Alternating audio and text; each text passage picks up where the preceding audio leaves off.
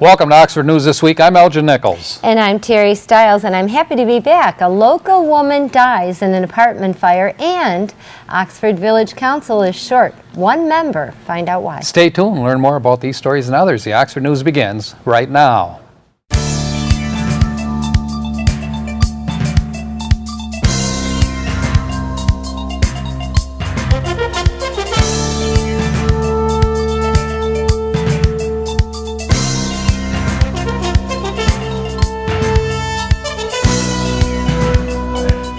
Last week, a 62-year-old Oxford woman died in an early morning fire at the Village Manor Apartments. Hers was the only apartment involved in the fire. Fire Chief Pete Schultz said that firefighters found the woman unconscious 6 feet from the front door. Firefighters tried to resuscitate, however, the woman was pronounced dead on her way to the hospital. The cause of death is suspected smoke inhalation. Oakland County Fire Investigation Unit was called to the scene. However, Chief Schultz suspects the fire started in a kitchen stove. Surrounding apartments sustained water damage. According to Oxford Township trustees, the township is losing nearly $130,000 a year from sewer fund. Trustee Jack Curtis, who serves on the Water and Sewer Committee, said last year Oakland County's Water Resources Commission billed Oxford Township nearly $2 million in usage fees for operation and processing of Oxford sewer waste. Yet the township only collected $1.78 million, leaving the township at a total loss of $130,000. A committee recommendation on water sewer rates is expected to be presented to the board soon. Oxford Board Trustees members are looking into water project needs for Lake Villa Manufactured Home Community, which currently has 4 drilled wells, providing residents with fresh water. However, those wells and pumps are aging, and increased equipment and service maintenance is a cause for a plan to provide more safe method of water supply. While there are 3 options to solve the Lake Villa water issue, one plan is connected to the water main from Willow Lake subdivision to Lake Villa. Township Clerk Curtis Wright said Oakland County allocated nearly $190,000 to improve Lake Villa water system in 2017. In addition, under pressure from the state, a water storage tank is needed to be placed to serve the park at a cost of nearly $1.5 million to the township. Village Councilman Brian Cloutier resigned from his elected council seat due to a change of residence. Cloutier announced he is moving back to his hometown of Lapeer. An outspoken and dominant councilman, he received public attention as one who cut cost in spending, proposed financial strategies, and imposed decisions based on experience and common sense. Brian will continue serving Oxford community as the director of the Oxford Public Library, a position that he has held here since 2013. He will be missed by the council and the rest of us. Oxford has a new assistant fire chief. However, he is not new to the community. By a unanimous vote by the Oxford Township Board, the appointment of Dave Creech to the position was made. Township Supervisor Bill Dunn gives his opinion. I will tell the board I did call around. I had Joanne send me some numbers of the local fire departments around to do some due diligence on Mr. Creech, and I did not get any bad recommendations. They were always, we'll be lucky to have him. I'd like to note that Dave has been with the department since 1988, I believe. That's 86. That's 30 years. And acting as the assistant chief since '98. He's been here a long time, and so he's done a good job, and congratulations, Dave. Also at the Oxford Township February meeting, a rezoning request was made on behalf of the Oxford Legacy Center owner, Christian Mills. The request was the rezoning of the property to C2 in order to better accommodate the building tenants. You know, based on my last meeting with the zoning board, seems to fit and make sense. You know, you have probably the same authority under each one as far as outdoor programming is concerned. So I don't think I can have a fair without a permit or whatever the case may be. So I don't think it changes your decision as far as outside use. We respectfully request a C2 zoning so we can continue to move and have progress and development within this building. Concerned about quality of living, Legacy Center neighbor and representative for the residents of Stony Lake condominiums, Cindy Kantz, requested the board to consider a C1 zoning with a special land use instead. We're concerned about the outdoor activities. We're concerned about the hours with Legacy. Currently, Legacy is open on Friday and Saturday to midnight. I personally had gone Sunday around 2:30 in the afternoon. There was about 10 or 12 youths. They were in the parking lot and so on. And some of our co-owners are concerned what might happen with the youths from the energy zone or other places if they happen to go down the water, if they happen to, go and walk around to the other condos, because right now they're actually right next to each other. The fence that was there between the properties, majority of the fence has been removed. So the co-owners just are really concerned about what's going to happen with the outdoor activities. And that's kind of what we wanted to talk about, and that's one of the things that we brought to the attention of Todd Bell and the Planning Commission, was if there's consideration to do a C1 with special usage for indoor recreation, which is with the majority of the activities there, rather than a C2. And also just to voice our concern to everyone here of the co-owners' concern with what could happen in the outside and what could develop in the future. Mr. Mills restated his position to work with his neighbors and that safety remains primary to the Legacy Center. So we're actually taking this and making it much more safer than it ever has been. And we'll continue to do that. As it relates to,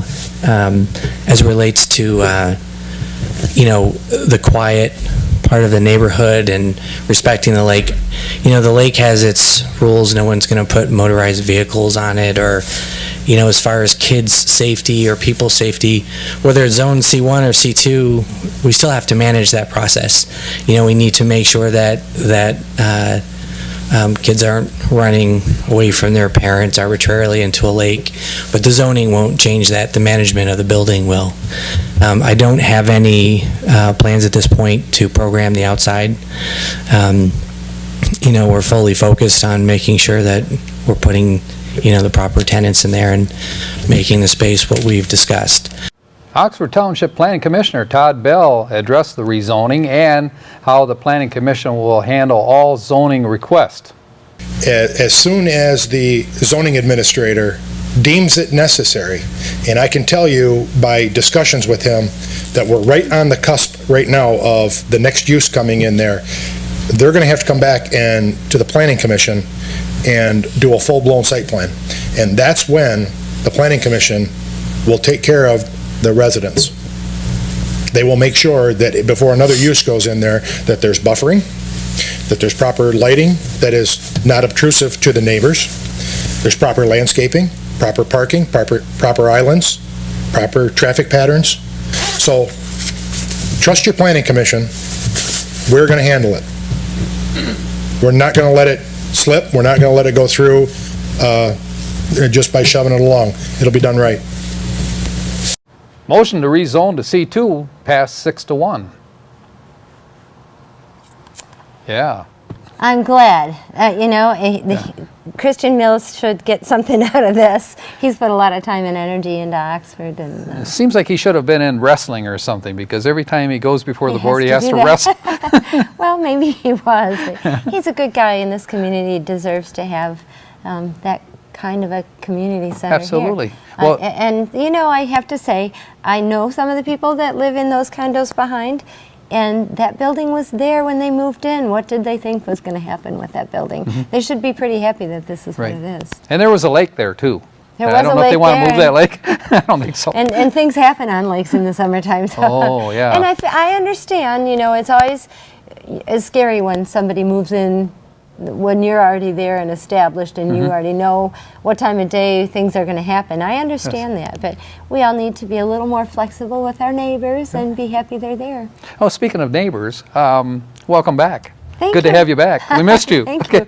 It's funny you say that, because the night that I was about to go on vacation, our whole neighborhood was full of police cars. So it was pretty interesting, and I was glad to go. It was snowing, and I left the next day for warmer weather. And All those police cars weren't there to pick you up, were they? no. Okay, Well, checking. I was going to see if I couldn't get out of that neighborhood, I was going to have them take me out. It was snowing pretty bad the night before I went on vacation. So Well, Julie Hogan did a pretty good job there. she but, did, You know, and there's just thank you, Julie, for helping us out again. I really appreciate it. just something about little Terry sitting here every week. You know, it works good. Yeah, I was missing it. I'm glad to be back, and I'm happy to be back on the news, happy to be back to work, and happy that the weather's warm. It's a nice day today. But that's it for Oxford News this week. If you want to learn more about these stories and others, stop by your local store and pick up a copy of that Oxford Leader newspaper, or better yet, catch us right here on Charter Channel 191 or AT&T Channel 99. And coming up next on OCTV, Oxford Sports with Jamie Hughes. Also, catch Oxford School News with John Ochins. And don't forget Dave Kenny with Auto Talk and Science in the News. I'm Terry Stiles, and this is Oxford News This Week, where we bring your news closer to home. And I'm Elgin Eccles. Remember, always be kind to your friends and neighbors. And thanks for watching.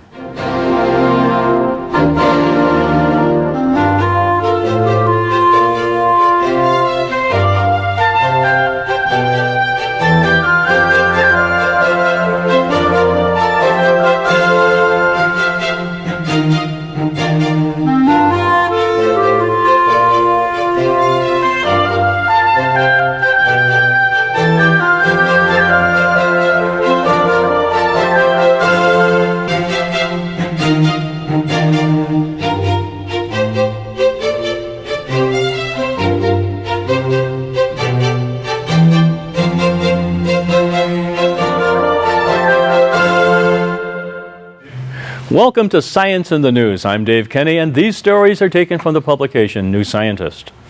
In our first story, it's so unfair. Here's a good excuse for people who have done badly in an afternoon exam. The later in the day you take the test, the lower your score is likely to be. Hans Henrik Sivertsen from the Danish National Center for Social Research in Copenhagen and his team have looked at 2 million standardized test scores from Danish children aged between 8 and 15. Starting from 8 a.m., for every hour later that a test was taken, the scores declined by an amount equivalent to the effect of missing 10 days of school. Children doing less well at school seemed most affected by the time that they sat for the exam. The team thinks the difference is down to cognitive fatigue.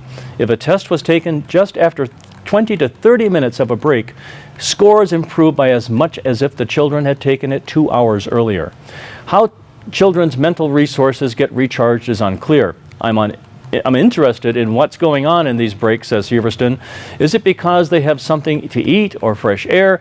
If we know that, maybe we can speculate why some children are more affected than others, and we all hope. In our next story, you think you've had bad storms on Earth. Jupiter's iconic hurricane-like storm, the Great Red Spot, has been raging for at least 250 years. And if new work is correct, soon we might know why.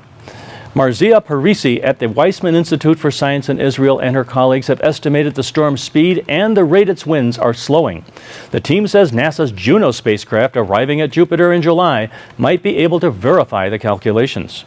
The storm is slowly shrinking and turning lighter.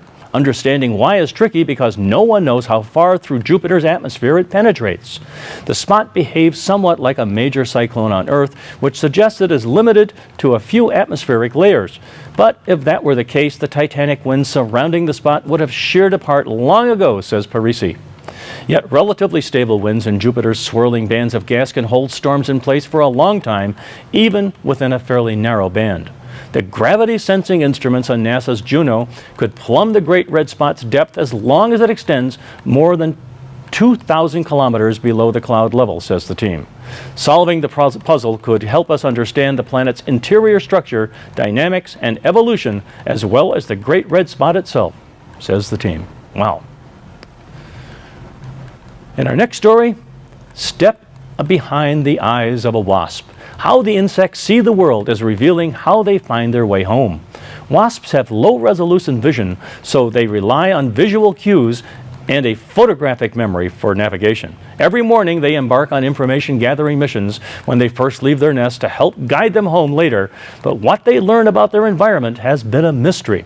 To try and figure this out, Jakan Zale of the Australian National University in Canberra and his team used high-speed cameras to track the head movements of ground-nesting wasps during these flights. The camera views allowed the team to monitor changes in the wasp gaze and recreate its flight path and what it sees. This enabled them to build virtual 3D models of their panoramic views. We knew that the insects perfectly control the orientation of their heads, says Zile.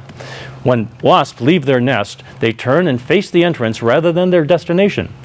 Then they fly in a semicircle in front of it while watching the entrance and quickly looking from side to side and gradually back away by moving increasingly wide arcs. This behavior may help them to remember features on the ground, such as distinctive stones or fallen leaves, so they can find the direction of their nest when they return home again. We were surprised by how precise the choreography of learning flights were, says Zile. On the way back, using these views that they have learned, the wasp can predict whether they need to head left or right to reach their nest. Zile suspects that the strategies they use could apply to other insects. We rely on the ability of insects to find their way around, for example, for pollination or to produce honey, but we are just beginning to understand what makes them so competent, he says. Well, that's it for this edition of Science in the News. I'm Dave Kenny. Stay tuned to Oxford Community Television, and we'll be right back after this.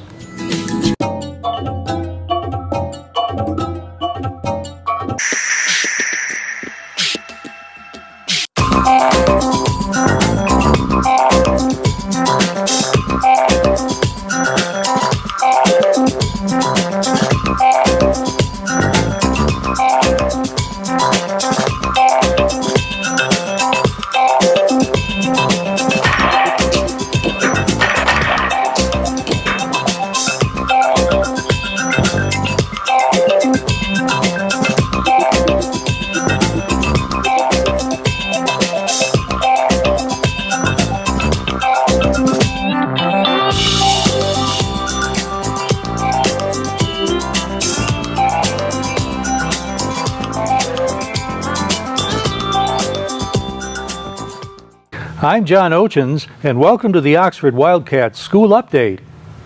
Super Bowl Sunday was about more than just football for our high school robotics team, our athletic boosters, and an Oxford Moms group.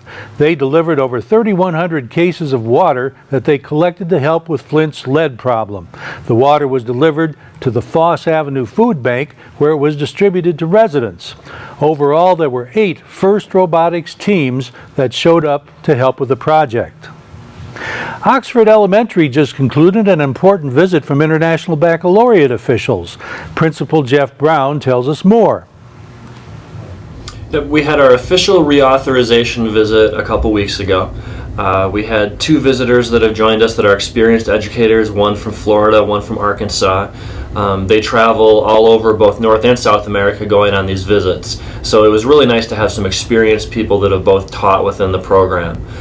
They came and visited all of our classrooms. They met with a couple student groups and they met with a big parent group, and they were impressed with our school. It was nice to get some feedback. They did give us some very specific things to work on that we're excited about learning more about and being ready to implement. But it's a great visit. When we have people that really know what they're talking about that come and visit, and people who really carry a lot of weight with our opinions, it helps put us in a great direction. I asked Jeff when he can expect results. It's going to be, they told us officially 3 to 6 months, so it could be a little while. Our hope is to get them before the end of the school year so that we can start planning for the next 5 years. But we do have some pretty good concrete ideas of what we need to do anyway. But it's going to be a bit before we get our official report. These visits happen every 5 years. Last week we reported about the Crossroads principal who lost her position for misuse of her school credit card. Full restitution was made. We asked Superintendent Tim Throne for any afterthoughts on this issue. Really the only question in my mind that comes up is, is there a way to prevent it? Well, no. If somebody has a district credit card and they choose to use it inappropriately, I can't stop that.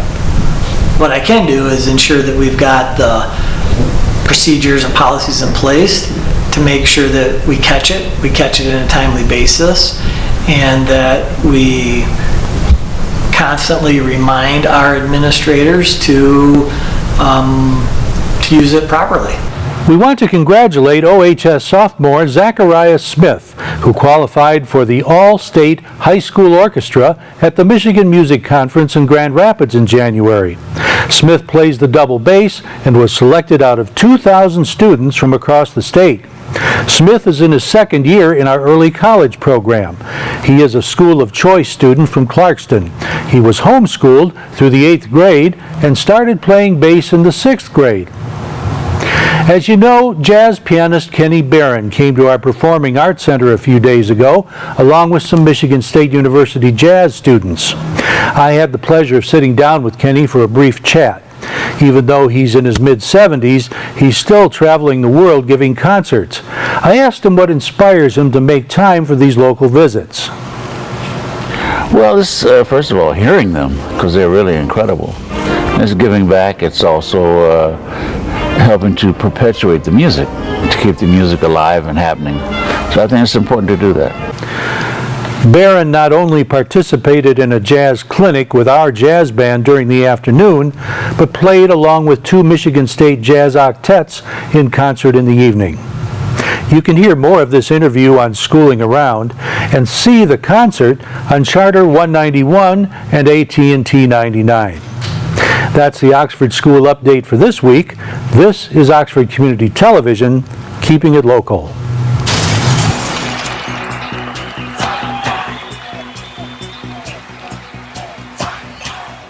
Back with you on Oxford News this week. Time for Oxford Sports. The Wildcat boys varsity basketball team secured their 4th win on the hardwood last Thursday night. The boys defeated Farmington 65-56. The Wildcats will take to the floor on Friday. They'll play at their Winterfest game. They take on Stony Creek. The Lady Cats battled hard as well this past week. Oxford kicked off with a tough loss against Clarkston, 49-36 against both those teams. The girls played extremely hard. That was according to Coach Emmert. It was a very difficult competition. I couldn't ask for any more out of the girls. He said they played to their potential. They've given everything every day with no complaints. Emmert also noted he knew it was going to be a tough year. OAA Red, he said that his players belong where they are. They'll just have to increase their integrity and pride. The girls will travel to Rochester and take on Rochester Adams. We'll have the results in next week's broadcast. Quite a powerful year for swimming for the Oxford swim team. The Wildcat swimmers maintain their perfect record now, 6-0. This was just a growing program a few years ago. Oxford has to be pretty pleased. They took on Troy Athens. They beat them 99-86. Other losses against North Farmington, 5-1 with a final score of 96-90. All 3 teams will be vying for the league title when they face off against each other against Ferndale, Hazel Park, Avondale, and Southfield Lathrop. Oxford High School, February 24th through the 26th. You want to maybe head on over to the pool, catch some great swimming, and support your Wildcat swimmers. The Wildcat Grapplers claimed their 3rd consecutive district championship this past week, defeating Port Huron Northern 72-6, Romeo 49-24. The MHSAA team district finals that were held on February 11th at Oxford High School. Oxford will step onto the mat. They'll face Clarkston and the winner of the Rochester Adams versus Utica Eisenhower. Coach McDevitt said they are excited to take on the tough Clarkston team. Looking forward to that. Check out their Oxford High School website for if you have an athlete in the system. It's all one word. It's oxfordathletics.org. Again, oxfordathletics.org gives you all the schedules, where they're going to be, and different things about Oxford Athletics. While you're on the website, join our website. We urge you to tune in there at OCCTV.org. You can hit the Programs tab or YouTube tab. Catch any one of the programs that we produce here at the TV station. I urge you to, again, log on to OCCTV.org. You can watch it on your computer, iPad, phone. Again, as I say, we hope you'll catch us on that whenever you can. Go to our sports broadcasts on Saturday and Sunday. We air them between 1:30 and 6. I do mention, though, this week, coming up at 1:30, a special concert, and then we'll have sports after that. Again, have yourself a great week. That's Oxford Sports. I'm Jamie Hughes. We'll talk again next week. Take care of yourselves.